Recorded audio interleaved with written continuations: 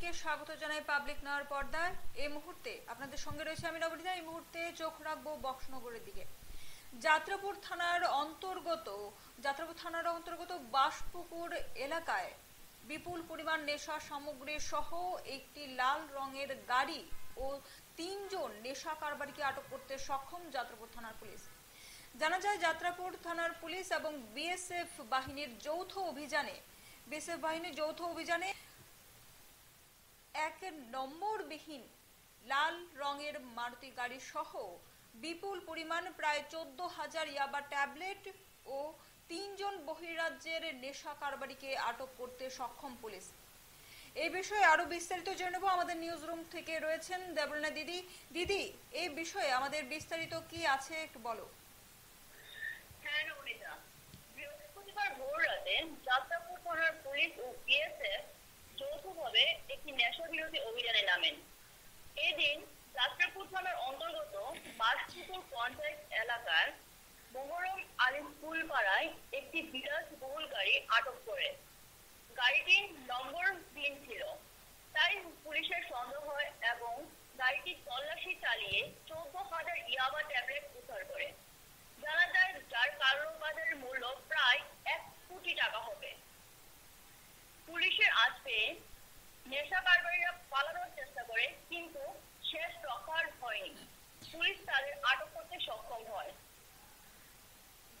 পরবর্তী সময় ওই নেশা কারবারিদের বিরুদ্ধে এনডিপিএস আইনে মামলা রুজু করে পুলিশ জিজ্ঞাসাবাদ শুরু করে। হ্যাঁ নবনীতা, ধন্যবাদ দিদি আমাদের সঙ্গে থাকার জন্য। যাত্রাপুর থানার পুলিশের কিন্তু এটি একটি বড় সাফল্য। নেশা বিরোধী ত্রিপুরাকে গড়ে তুলতে এটি সত্যি একটি বড় সাফল্য। বিপুল পরিমাণের নেশা সামগ্রী প্রায় 14,000 ইয়াবা ট্যাবলেট সহ 3 জন বহিরাজ্যের নেশা কারবারি ও একটি নম্বরবিহীন গাড়ি কিন্তু আটক করতে সক্ষম পুলিশ। এই বিষয়ে আরো বিস্তারিত শুনে নেব পুলিশ আধিকারিকের বক্তব্য। সেই বিষয়ে কি বলবেন? আজকে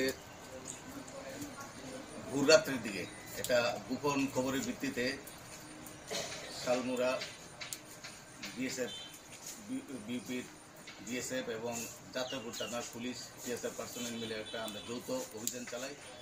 এই অভিযানের ফলস্বরূপ হিসাবে আমরা একটা সেফরুলেট লাল রঙের সেফরুলেট গাড়ি আমরা আটকাই এবং এই গাড়িটাকে তল্লাশি করে গাড়ির ভিতর থেকে আমরা 14,000 ইয়াবা ট্যাবলেট উদ্ধার করতে পারছি এবং গাড়ি এবং ইয়াবা ট্যাবলেট আমরা সিজ করছি এবং গাড়িটা আমরা তারা নিয়ে আসি।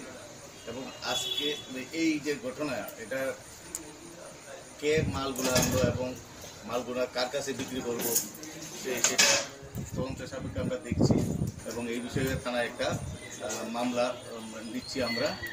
এবং এই ঘটনা আমরা তদন্ত করতে গিয়ে সেরে আমরা 3 জন সাসপেক্টেড সন্দেহজনক 3 জনকে আমরা আটকাতে সক্ষম হয়েছি এবং এদেরকে জিজ্ঞাসাবাদ চলছে। এদের একজনের নাম সরফরাজ আহমেদ, একজন জুবের, আরেকজন হইল নজরুল ইসলাম। তারা কি রাজ্যের নাকি? তারা 3 জনের বহিরাজ্যে। তাদেরকে আমরা জিজ্ঞাসাবাদ করছি, চলছে এবং বিশ্লেষণ সাপেক্ষে আমরা দেখছি। এই নেশা সামগ্রীর বাজার মূল্য কত হবে? এই যে আমরা ইয়াবা ট্যাবলেট ধরতে পারছি, বর্তমান বাজার মূল্য প্রায় 1 কোটি টাকার কাছাকাছি। ত্রিপুরাকে নেশামুক্ত ত্রিপুরা গড়ে তুলতে এবার তোড়জোড়ে লেগেছে ত্রিপুরা পুলিশ এবং এটি একটি দুর্দান্ত নজির। এই যে যাত্রাপুর থানার অন্তর্গত